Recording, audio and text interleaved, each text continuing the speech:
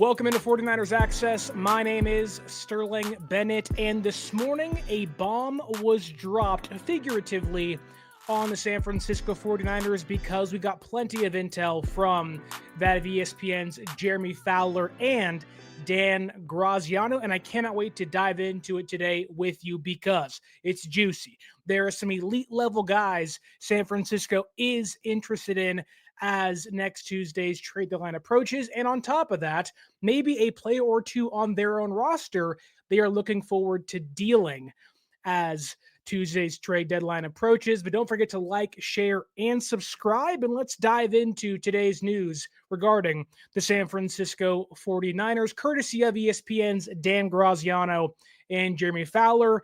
They said, the San Francisco 49ers are one of the more aggressive teams approaching the trade deadline this season. This is per Graziano himself. He says he's confident that San Francisco will make an additional move before Tuesday's trade deadline as they are looking for more pass rushing help. Is that a surprise to you? San Francisco already made a trade last night for Keion White. And while that move won't move the needle too much, it is a nice complementary piece, maybe a future depth option for you in a desperate need now with their entire defensive line basically on the shelf. That said, I think it makes the most sense for San Francisco to be in the market for another edge rusher. Now, will that player be similar to Keion White, a young guy, maybe a failed high-end prospect on a new regime that maybe wants to play elsewhere, or maybe a player that has kind of not lived up to potential, and that team desperately is saying, give us a day 3 draft pick for that guy because we don't see a future with him on our roster, kind of like Keion White was. I think there aren't many of those guys out there. You can, of course, go to some bigger names like, Kayvon Thibodeau and Jermaine Johnson, guys who you'd love to get in San Francisco. And one of those guys certainly has ties back to Robert Saleh. Will be a great find for the red and gold. And both of those guys under contract, like Keion White, is through next season. So there are plenty of names out there for San Francisco to look to, maybe go have trade talks with. The Saints, Carl Granderson, maybe in some weird way, Chase Young becomes an option. I can tell you this, though. I know for a fact, I know for 99.9% factual evidence that San Francisco has been in contact with the Titans and trying to get Arden Key. The problem is Arden Key, although he will likely be traded, Tennessee's asking for a little bit too much, and San Francisco wants to deal away for a player of his caliber. Being a depth guy, a guy for 1 year, isn't going to offer you too much after 2025 unless you resign him, which the odds that are pretty thin. But they don't view a rental piece worth, say, a 4th-round draft pick or a 5th-round draft pick, whereas Tennessee wants to, and rightfully so, is playing hard to get, if you will, in trade discussions. But San Francisco has been aggressive. They have been having conversations with Tennessee for a couple of weeks now.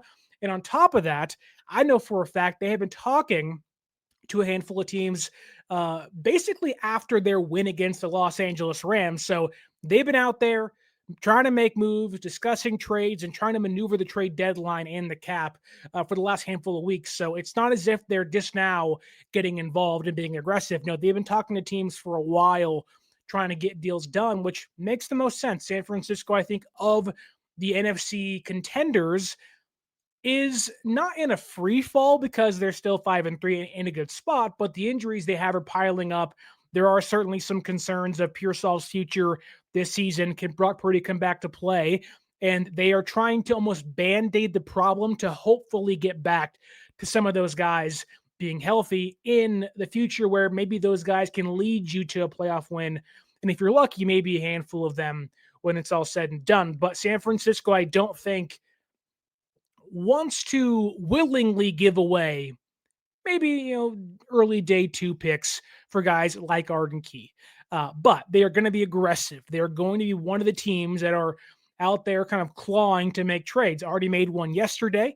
They, I think, are looking to take advantage of teams like New England, teams that, are really more open to coming to the table than maybe some aren't.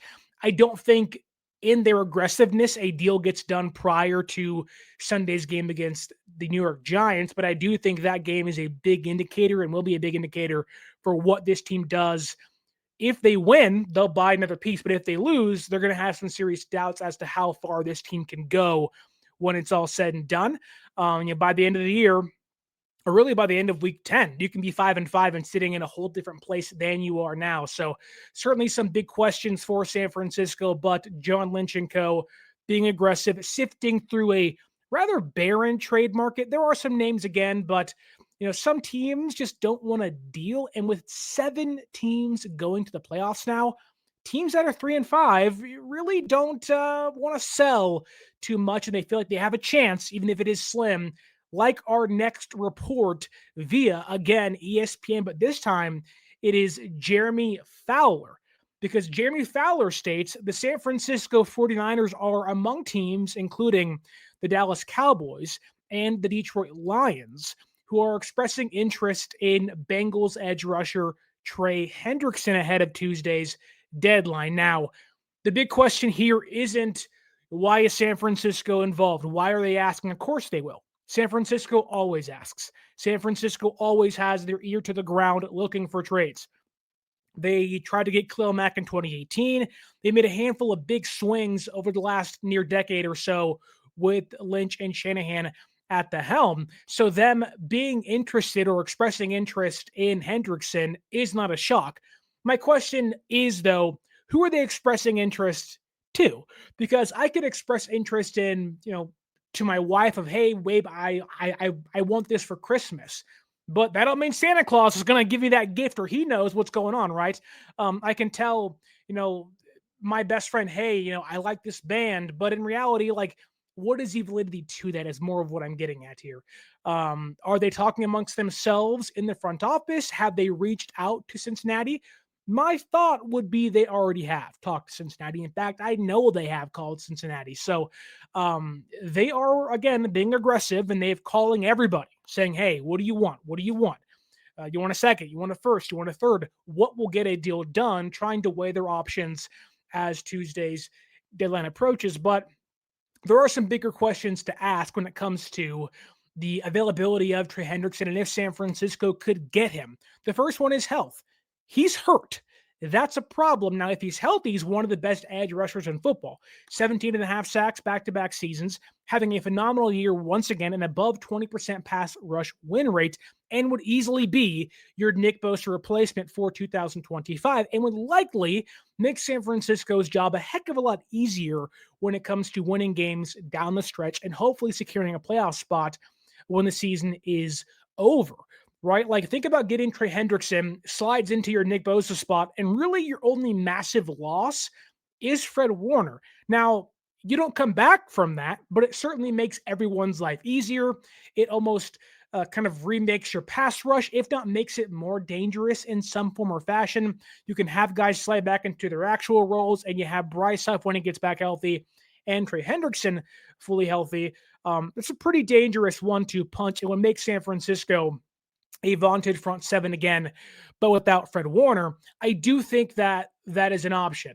I do think that there is maybe some validity to San Francisco potentially making a trade for Trey Hendrickson. However, it takes 2 to tango, because Elvin Santiago says here in the YouTube chat, we need Hendrickson.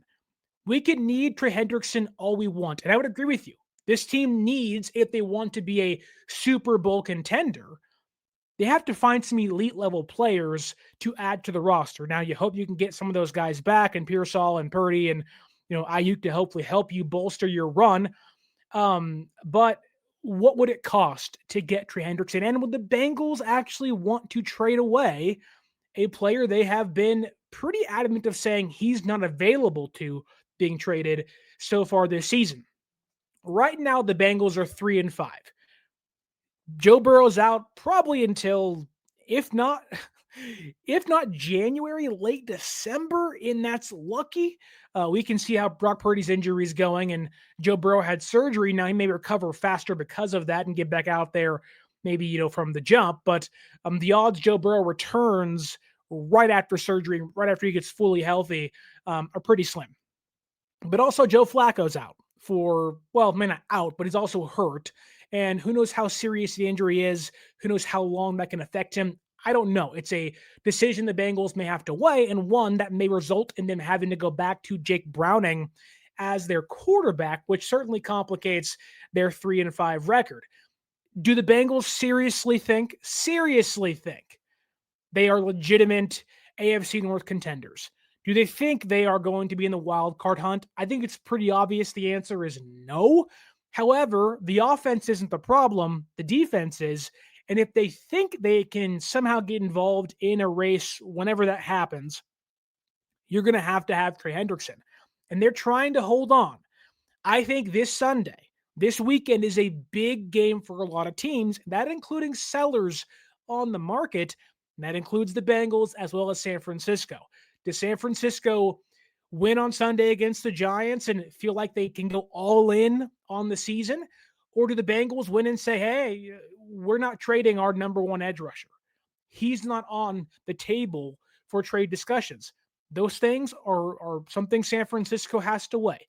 Those are things that are valid reasons that could potentially, maybe take Hendrickson off the market entirely for everybody. And I think that's what's going to happen. I don't think the Bengals are willing to trade Hendrickson. I think they should. They didn't want to pay him during the offseason. They didn't want to pay him during the season, really.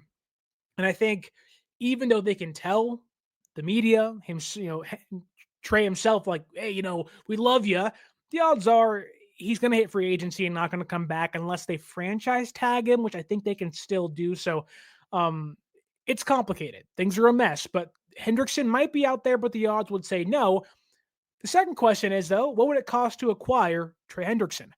And I think this more so shifts to what would it cost to acquire somebody like Kayvon Thibodeau, because San Francisco likely holds near and dear to their heart their first round draft pick in 2026. Whether it's for a tackle, another edge rusher, a linebacker, who knows, a tight end, a receiver, I don't know what it could be for. Hopefully it's an offensive lineman because that group sucks. But that day one pick's probably off the market, right? But could a second round pick be up for discussion? I don't know. And I think that's what it would start with for somebody like Kayvon Thibodeau. Then you add more to it, which we'll get into later with the Jauan Jennings conversation. But Trey Hendrickson, the Bengals are playing so rigid in trade discussions. They are going to ask for a first-round draft pick because, in their mind, he's a first-round talented player that on the market will probably get $38 to $40 million now. And if you're San Francisco, you just saw Micah Parsons get paid big money during the offseason. Hutchinson from the Lions got paid today. That was $40 million. Are you willing to part ways with one of your current 8 draft picks, with 1, 2, 3, 4, 5, 6, 7 of them being from round 4 and up? So you have a lot of good draft picks, but are you willing to part ways with them to, get a Trey Hendrickson for a 1-year rental? And if you do re-sign him, or he's open to be re-signed, are you willing to pay him roughly $40 million per year? I'm sorry, the odds would probably say no. San Francisco wants to save money. Hence why options like Jermaine Johnson and Kayvon Thibodeau make some more sense. Yeah, you may have to trade a second-round draft pick and more, but you get that guy for 2 years, relatively cheap, under $20 million next season too. That's why those deals are more appealing to somebody like myself, and probably San Francisco if you ask them what the honest truth is. But also that's the reason why Hendrickson probably won't be in San Francisco when it's all said and done. Because San Francisco, one, does not want to give the Bengals a first or second round draft pick for a rental player that they can't re-sign. And even if maybe there is a world where they lose Hendrickson and he signs for a massive contract, and there's no promise he stays healthy because he's already hurt. Do you want to risk that too? But let's say he does stay healthy. You're going to get a third-round compensation pick back for Trey Hendrickson for 1 year and let him go after you traded a second-round draft pick? It's not really smart business there unless you do truly believe in this team and they can go all the way. But until Brock Purdy's fully healthy, which it sucks because you'd love to see Purdy and Pearsall and Ayuk be out there from week 7 through 10, get an idea as to how your roster looks. and then maybe buy in, or then say, you know what, pump the brakes. Let's not go too crazy here. And that's what makes this job tough. That's what puts John Lynch and company in a really tough situation because they don't know what their team looks like.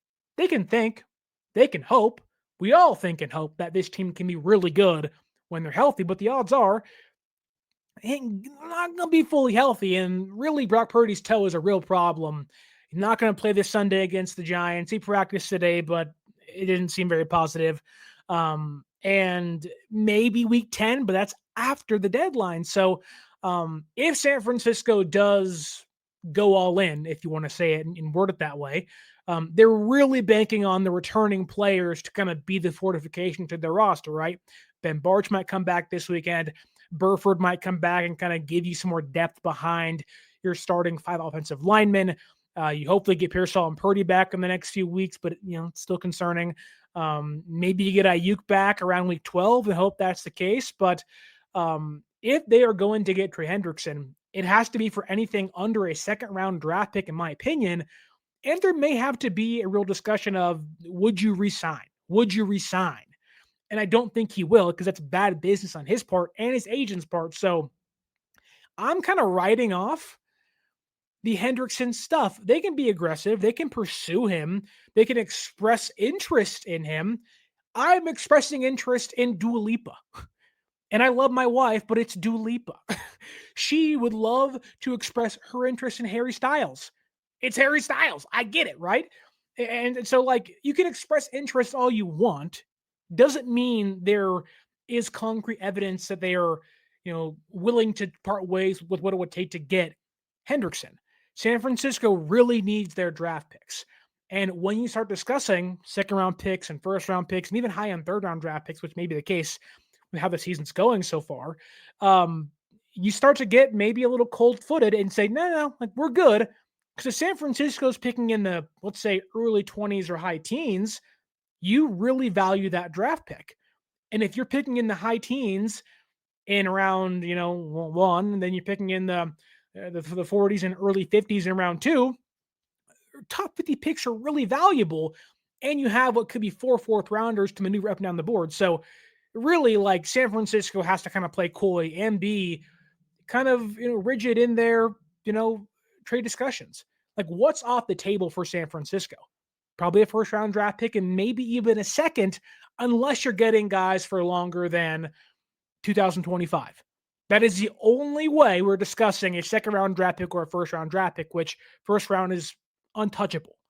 And Hendrickson does not fit the mold of that player. So I like that San Francisco's somewhat being aggressive and calling teams and discussing these things. In fact, I know they have talked to the Bengals and have been talking to him since the Rams game about trying to acquire him. So they've been trying and poking and prodding, trying to somewhat fleece a dysfunctional Bengals organization, but the odds are it's not going to happen. I would love it to happen, but I think San Francisco is playing more in the bargain bin market for edge rushers, which isn't a bad thing. But I think you're going to see other teams like the Lions, Philadelphia, even the Rams, who already got their cornerback and Roger McCreary from the Titans as well.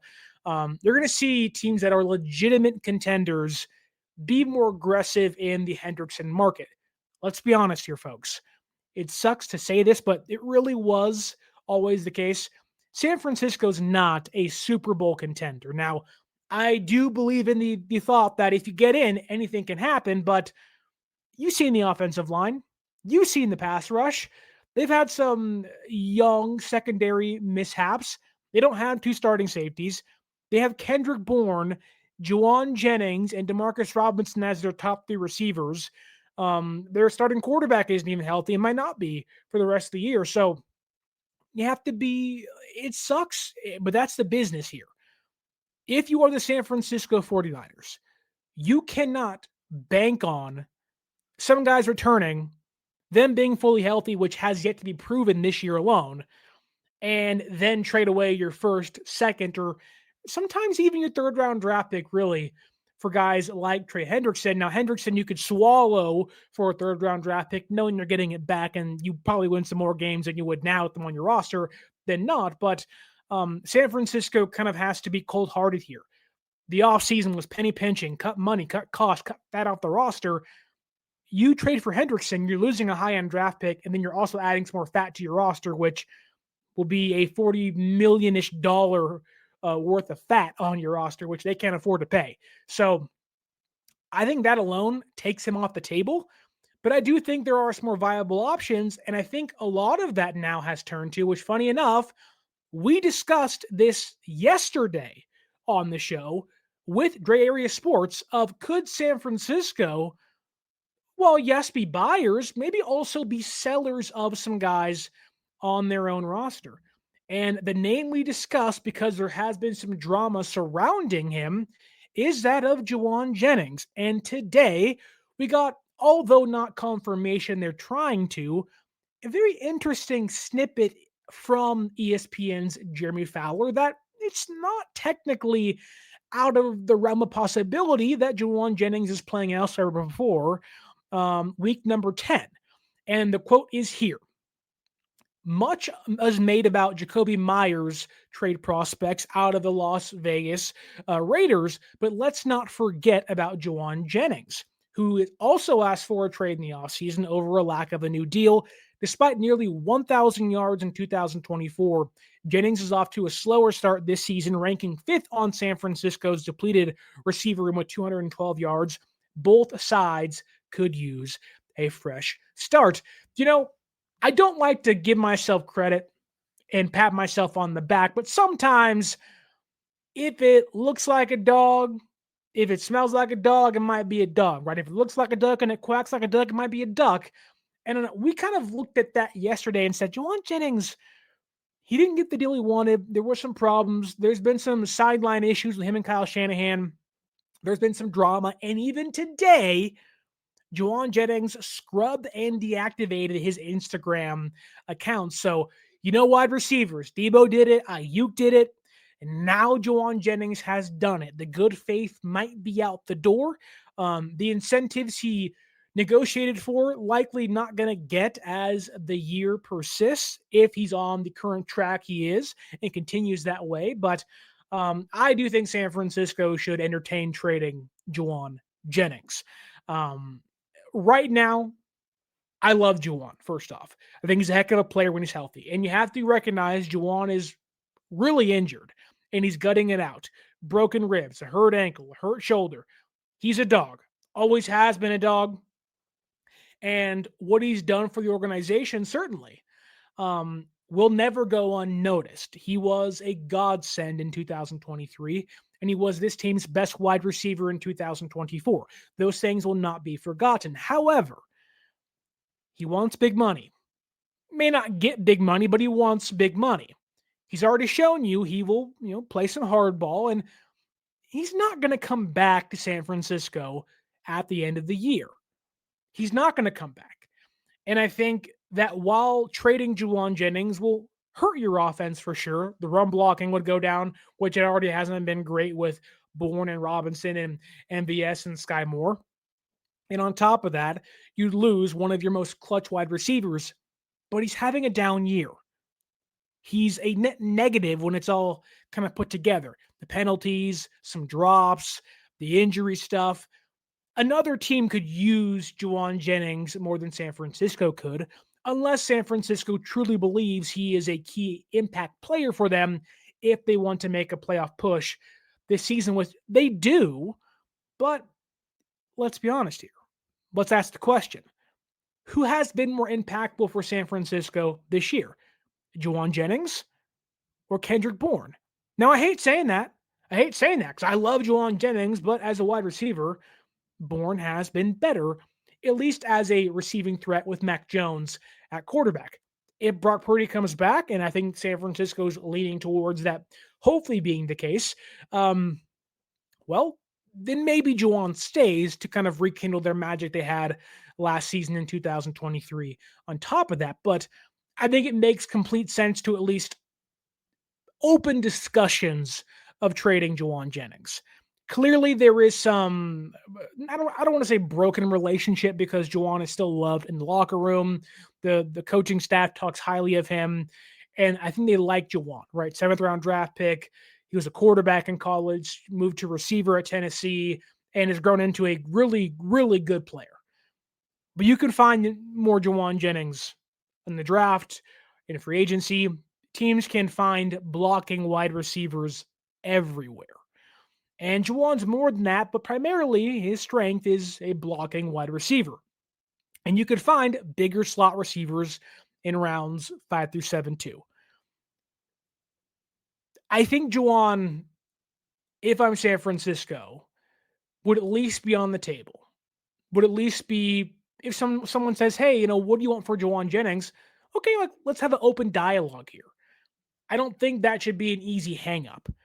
I think Jennings can be replaced. I think Jennings can, is someone you can, really, Jennings already has been replaced, right? Bourne outperforming him this year, although he hasn't played great. Maybe there's some context behind that. Demarcus Robinson is under contract for next year too. You can argue San Francisco already has the plan B behind Jauan Jennings already in place, so why not entertain the idea of trading him? He's not a waste of space, but he's not helping you too much this year. And so I think it makes sense. He's somewhat redundant in the receiver room now. And once you get Pearsall back and you have Kittle, you have Christian McCaffrey, how many targets is Jauan Jennings going to get? How impactful can he be, at least through the air, for the offense? Now, on the flip side, why would it not make sense for San Francisco to trade Jauan Jennings? Well, you get instantly worse without him. Now, to how much, I don't know, but when he's fully healthy, he's a darn good football player. Likely hurts your rushing attack, which already isn't good, but you hurt it even more, at least trying to get guys to the boundary and block, linebackers and safeties and wide receivers. And I think for Jauan, he's a locker room guy. He'd probably hurt the locker room in some way. It might look like, I guess, in some sorts, bad business in San Francisco. You don't pay him, you trade him during the year. It also would hurt your playoff chances. Now, do I think San Francisco desperately needs Jauan to go to the playoffs? No. In fact, his best game of the year was against the Saints in week 2 and hasn't done much since then. So, and without him, you beat the Rams. You pretty much beat the Cardinals. And so it's not as if like Jauan Jennings has been a game saver for you this season. So I would be open to it. But there are certainly some reasons to not, and especially if Brock is on the mend, which I don't know if that's the case. Maybe you want to, bring those two back together for one run. And even for Jauan Jennings, he may not want to get traded either. Because if he has to learn a whole new offense in, let's say, 9 weeks or so, 8 weeks or so, he's probably not going to hit the incentive marks in his contract.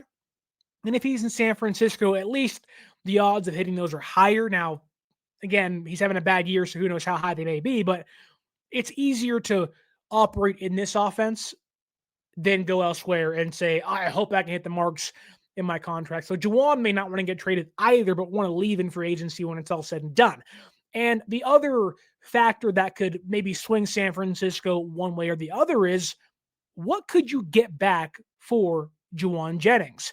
Now, there are some teams that need wide receivers. The Giants could use a receiver. The Patriots could use a receiver. The Broncos, albeit they have guys like Jauan, are wanting a wide receiver. You can go to teams maybe like the Baltimore Ravens, who Lamar Jackson's healthy now. They have a pretty easy schedule over the next 6 weeks or so. Could Jauan Jennings be a factor in their offense, especially if they trade away Mark Andrews? Could Jauan go to Baltimore? He fits their style. They want to run the football. Imagine an offense with Lamar, Jauan blocking from on the outside, and then Derrick Henry back there with Jauan on the outside opening up space for him. That makes some sense to me. But what could you get for Jauan? You're not getting a 3rd-round draft pick. You're not getting a 4th-round draft pick. I think Jauan at most is probably worth a 5th-round draft pick. But right now, because he's injured, not having a great year, you could make the case he's worth a 6th-round draft pick. Because don't forget, those teams that acquire him, albeit are getting in for pretty cheap, also will have to pay him when the season's over with, or risk losing him for maybe a compensation pick when it's all kind of wrapped up in a free agency start. So maybe that is a reason for teams to make a trade for Jauan and not mind losing a 5th-round draft pick or a 4th-round draft pick, because they say, hey, come here for 1 year, we want to maximize our current roster. And then you can leave in free agency for, $10 million for 3 years, and we can get that compensation pick back. That same thing could also be said for San Francisco. What's worth more to you?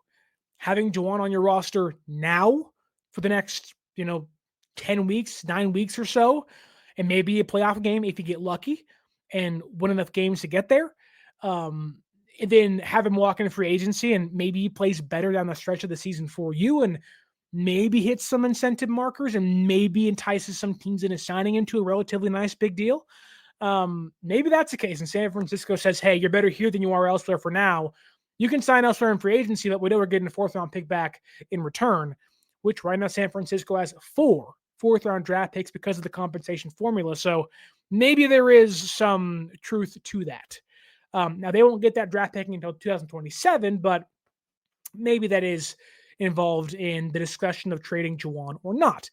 I do think there is maybe one thing San Francisco could do. And if you know me, I have been on the roller coaster of bring me Kayvon Thibodeaux. The Giants lost Malik Neighbors. The Giants are a team that desperately needs Jackson Dart to have some weapons around him. Right now, it's Wan'Dale Robinson and Theo Johnson. Cam Scadabo's out. There ain't much else out there. And I think, again, it comes back to this game on Sunday. If San Francisco wins and you knock the Giants down to, I think they have 2 wins, they'd be 2-7 this year, maybe they're more willing to sell pieces and maybe get a receiver that, albeit is older than Kayvon Thibodeaux is, but get Dart some weapons, maybe even extend him the contract he wants, knowing you're not paying your quarterback, you're not paying your top wide receiver, and that regime wants to maybe stick around for 1 more year, 2 more years. And I think the Giants might be a viable fit for Jauan, give him a kind of safety net with Jackson Dart to kind of make those two come together. I do wonder if San Francisco beats the Giants, could you package a 3rd-round draft pick, Jauan Jennings, maybe a conditional 5th-round or 4th-round draft pick in 2026 for Thibodeaux? I think that, at least in my own eyes, could be on the table. Now, the Giants have been pretty staunch in their stance of we don't want to trade Kayvon Thibodeaux. Things can change. Everybody has a price, but I do wonder if San Francisco could package Jauan in a draft pick for a player that maybe right now they are a little less likely to acquire at the deadline. It wouldn't work for Trey Hendrickson. He is a Bengal through and through, but also they have 2 receivers they're already paying, and the offense isn't the problem. So maybe the Jets are an option. Jermaine Johnson, maybe you give the Jets Jauan Jennings. They don't have any receivers now. It's Garrett Wilson, then it's nobody else. They just got John Mechie from the Philadelphia Eagles today. So maybe Jauan goes to the other New York team for an edge rusher, but I'd certainly be open to the idea of packaging him to somebody else for a player that's under contract for 1 or 2 more years to hopefully help San Francisco maximize their defense this year and next year, because it's a big need. San Francisco needs to improve their defense this year, next year. Even if Bosa's healthy, even if Fred's healthy, the defense has holes. And if you can get a deeper defensive line and you can maybe get guys in place to take over impending free agents jobs, it's never a bad thing. Hence, Keon White probably going to take over Yetur Gross-Matos' job after he leaves in free agency this upcoming offseason. So you can see some plans being put in place, San Francisco being aggressive, which I would love to see them do. And I would love Jermaine Johnson, love Kayvon Thibodeaux, and I'd certainly be open to the idea of trading Jauan Jennings by the end of the weekend, or at least by Tuesday. I'm expecting a lot of moves, not too many sellers, but there are some teams that, certainly can give you a few pieces or so. Let's get to the YouTube chat quickly. Strawberry Reacts says, Sterling, Strawberry, what's up, my friend? Hope you're doing well. They ask here, why does it feel like Brock is done for the season?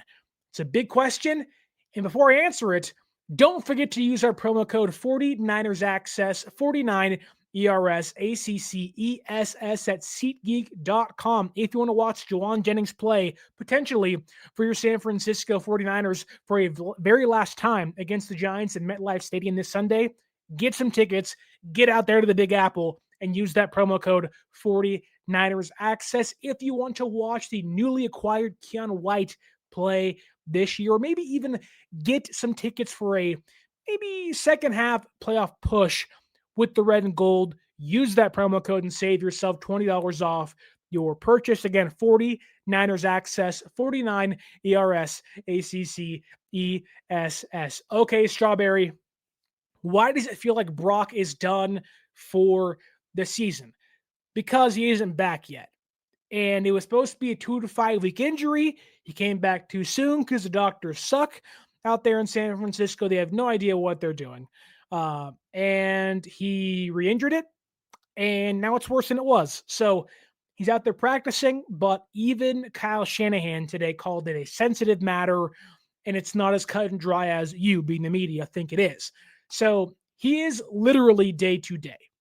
From one snap to the other, Brock feels good, then it feels bad. That's a concern. I don't think San Francisco believes he's out for the season. However, he got re-injured in week 4. Okay. 5, 6, 7, 8. We're going into week 9. That's 5 weeks. Week 10 is 6 weeks. I think at the latest, week 12 might be a return date for him. That gives him 8 weeks to get healthy, feel better. Against the Panthers might be a good time to reinsert him. The previous game, week 11's against the Cardinals on the road. It's his hometown, or his home team, if you will. Maybe he comes back then, but yeah, it doesn't feel great right now. I won't say he's out for the year, but at least there are certain concerns that you may have seen the last of Brock Purdy this season, but also I think it more goes into the fact that they botched his initial recovery, and that's the bigger issue here. It's not that Brock's out, that sucks, but it's because they botched the initial recovery. They rushed him back. He rushed himself back. They blew it, and it cost them now their franchise quarterback for what's been the last, 5 weeks or so. It's the team's fault. It's Brock's fault. He came back too soon. Had he not played from week, 1 to week 8, he'd probably be back this weekend, but he's not going to be. So it's the team's fault. It's the doctor's fault. They rushed him back too soon. They blew it. It's malpractice on their end. Not the first time. Hopefully it's the last, but the odds would say it's not going to be. So I don't think Brock's out for the year, but if you get to week 12 and he isn't back yet, you may have to place him on IR unless Mac Jones goes down, which there's always something. George Kittle today was healthy. Then all of a sudden he has no oblique injury. So who knows? Who knows? But I do think they want him back. The reason why he's not on IR is because, again, he is literally day to day. That's why it's tough. They also say here, we are not going to go to a Super Bowl with Mac Jones. This offense can only muster 20 points per game. Yeah, if they're lucky, trading for Hendrickson is a waste. I'd agree. I said from the beginning, the offense has to get the front office to buy in.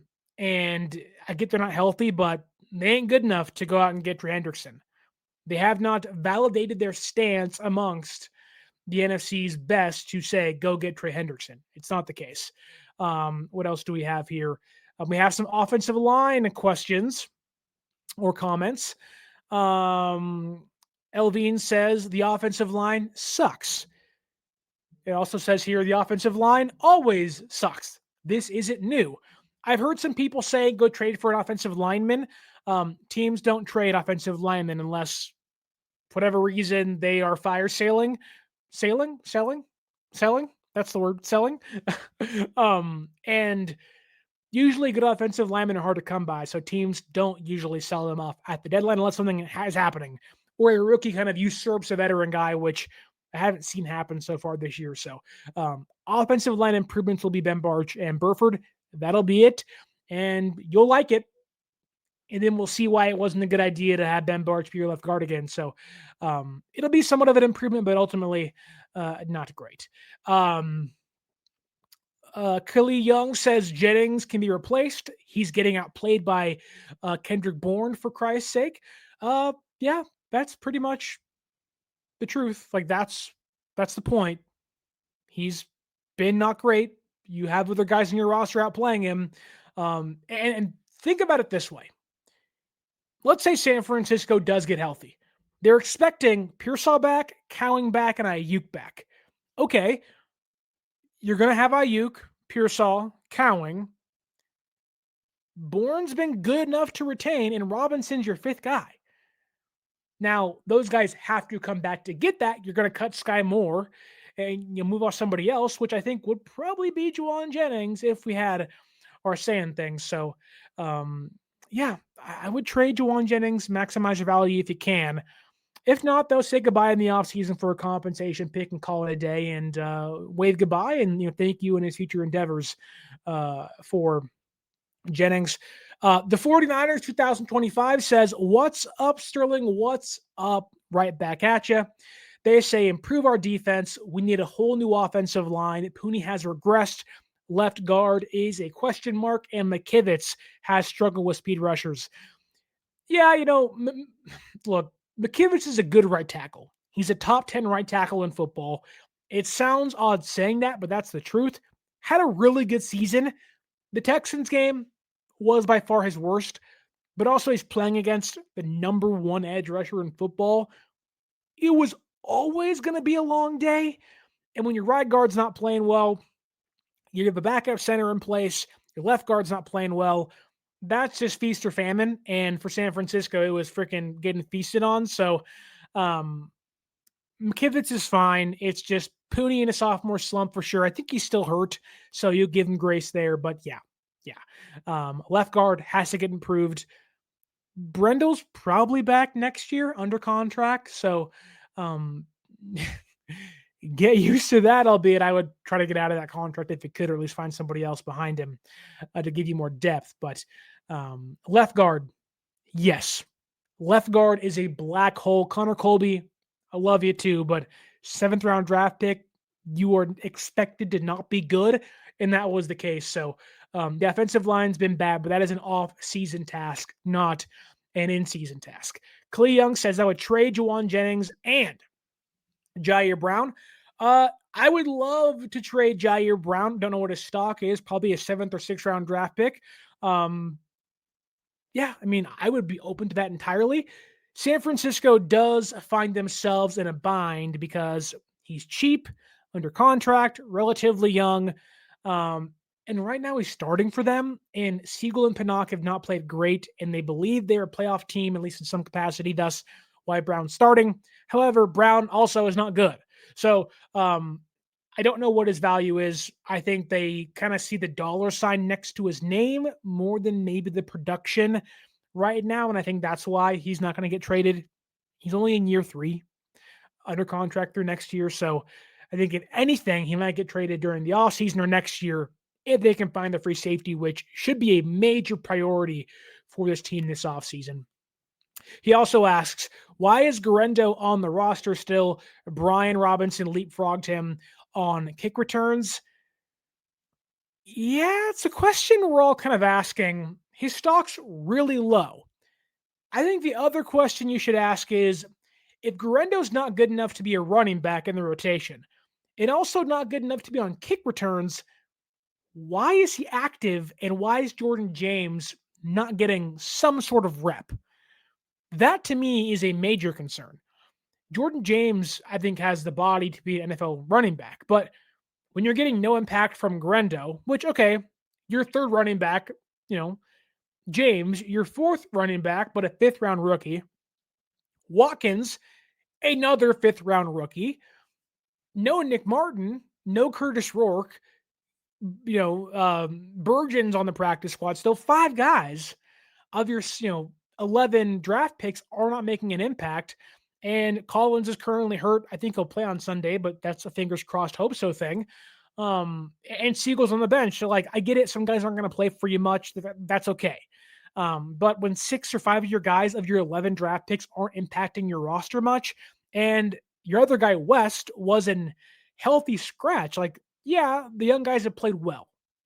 I like a lot of the guys they have. The future is very bright for San Francisco's defense, but man, like, Grando's status is certainly a question, but I think it's much deeper than that. The vision's not great, but even as a wide receiver, you'd think they want to utilize him, but I think the fumbling's a problem. And Grendo does have high potential still. He's got speed. He's a one-cut guy if he can figure things out, which maybe he never does. But I think he's simply just there for kind of some insurance in case somebody else goes down, because James isn't ready yet, which to me is a bigger concern than Grendo not being able to get out there and get some reps. So, good question. We're all asking it, but you are digging deeper into, I think, an underlying problem for San Francisco right now on their roster. The Great One 765 asks, if we collapse the next couple games, we need to rebuild. No.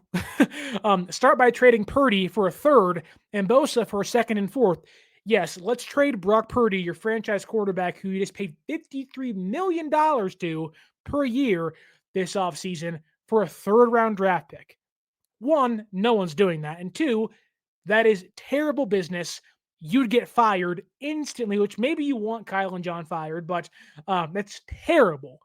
Terrible idea. Bosa for second and fourth, you could probably trade Bosa for 2 first round draft picks. Like, that's how valuable he is to the team. No, you're not trading either one of those guys. You're at least riding things out with Purdy for 3 more years and hoping it works out. And again, you say a quarterback who ain't it. Look, you can think that, but there really is no history to show he ain't it. Last year, terrible roster, terrible team around him, made some good plays, but terrible team. Context around it wasn't great. Had they had a kicker that can make some kicks, a much better win-loss record. Now, it doesn't change much there, but still 7 one-score games. If you had a viable kicker, maybe you win a couple of those, and we're having a whole different conversation of how good Brock was last year. And this year he's been hurt. So I don't think we're in the conversation of he isn't it just yet. I think we haven't seen it just yet this year because he's been hurt for most of the season. And the 2 games he played, it wasn't great, but my assumption is he'll bounce back. Now, how good can Brock be fully healthy? We saw it in 2023, but he has to prove that still. You don't get money and then kind of coast. He has to prove that for sure, but you're not trading Brock Purdy in the next 3 years or so. He also says here, Bosa getting older and injured. Sure. So is Fred. So is Kittle. So is Christian McCaffrey. You want to trade the entire team away? Come on. You're in a retooling year. Let's be honest. Now, Bosa under contract, if he's asking for $40 million on a redone deal, okay, maybe you start to have that conversation, but San Francisco's not rebuilding. When you have Kyle Shanahan and John Lynch and the core of players you have on the roster, which, are getting older, you are going to go for it every single year. This is the 1 year of like, we can rebuild and still be competitive, or retool and still be competitive and hopefully make a playoff run, but we're not rebuilding. There is no hard rebuild coming to San Francisco. And if there is, everyone's gone. John, Kyle, Brock, Fred, CMC, Kittle, like everyone's gone at that point in time. Everyone's gone. They also say here that with Purdy at quarterback, all we're going to be doing is hoping. Let's be honest here, brother. That's all every team does until they win a Super Bowl. The Chargers have done that their entire time with Herbert. Allen, great quarterback, elite, would love Josh Allen in San Francisco. Of course I would. They're hoping. Lamar Jackson, 2-time MVP, one of the best quarterbacks in football, my number 2 quarterback coming into the year. All the Ravens do is hope they can win games in the playoffs. That isn't saying Purdy's better than those guys. He's not, by any means. But the Bengals are hoping too. Almost every team without Mahomes and Hurts are hoping right now. And sometimes Hurts ain't even great week to week. So hoping is the nature of playing football. Hoping is knowing, or hoping is the nature of being a fan. You never know. However, with the right pieces in place and a good quarterback, Purdy at the helm, well, hoping, your meter for hoping goes down and your knowing hopefully increases. It's funny because he says the Ravens are ass without Lamar Jackson. Very true. We can still contend with Purdy. Contend for what, though? A playoff race? Because if you lose this Sunday, you're probably losing against the Rams in 2 weeks as well. So you're 5-5. What are you contending for? You're the 7th seed, albeit a half a game out of first place in the NFC. What exactly is San Francisco contending for? A playoff run? A winning record? Mac Jones ain't leading this team nowhere, brother. And I respect you and your opinion. Mac Jones ain't the answer. And Brock Purdy's a much better quarterback than Mac Jones is. So, pump the brakes. Love you that you're in here, but let's pump the brakes. Nothing Mac Jones has shown us is to be the answer, and Purdy has at least given us a sight to say, oh my God, he was an MVP finalist one year. That matters in some capacity. Oh, I know he is. I know he's a troll, but we address the trolls here. I don't mind that. I welcome the trolling. I welcome the trolling. That said, though, I have to go. It's 7:30. My father is spamming me with texts because the Dodgers are losing in the World Series now. And man, oh man, he's a very, very happy man. That said, would you trade Jauan Jennings? Drop those comments down below. Are you open and maybe on San Francisco's side, pushing them to say, go get Trey Hendrickson? Or is there somebody else you want them to acquire? Or do you like their aggressive trade deadline nature? Or are you saying, hey, pump the brakes.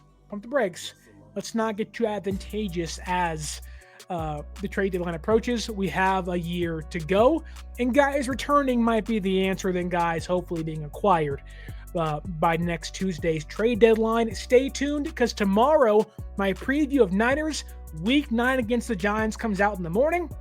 Stay tuned for that. And tomorrow night, myself and Larry Kruger going live on YouTube for the exclusive Pig in a Pickle Krug Show, being broadcasted on both this channel and his channel. Stay tuned for that. Cannot wait to tune in or be on the show tomorrow with all of you listening and hopefully watching live on YouTube. Don't forget to like, share, and subscribe. Follow us on social media at 49ers_access is the X or the Twitter. 49ers.access is the Instagram, and you can use that promo code 49ersaccess, 49 ERSACCESS at SeatGeek.com to save yourself $20 off your first purchase. Thank you all in the YouTube chat. I enjoyed the conversation. And as always, my name is Sterling Bennett, and stay faithful.